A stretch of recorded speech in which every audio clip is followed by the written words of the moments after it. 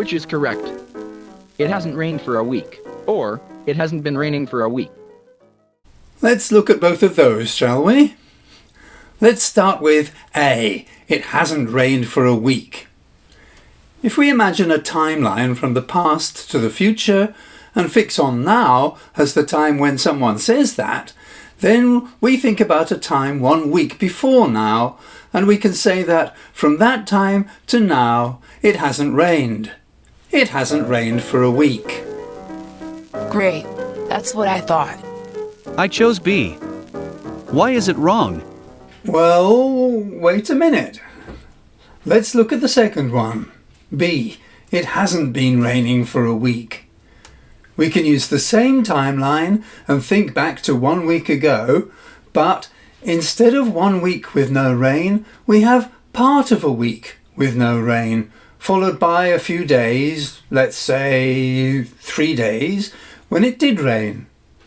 If someone says it's been raining for a week, we could say, no, it's only been raining for 3 days. It hasn't been raining for a week.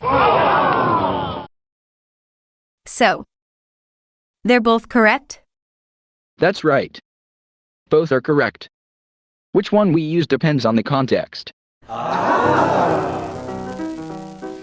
It's confusing. The grammar books explain negative as the opposite of positive, and so it is. But negative sentences don't always correspond to positive sentences in the way that we'd expect. After a week of rainy weather, we'd say, it's been raining for a week. But after a week of no rain, we wouldn't say, it hasn't been raining for a week. We'd say, it hasn't rained for a week.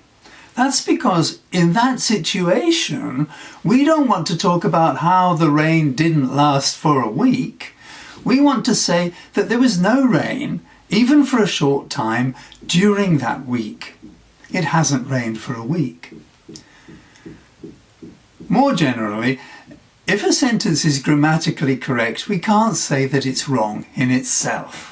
It may not be suitable in a particular context, but we'd need to know what that context is before deciding whether it's right or wrong.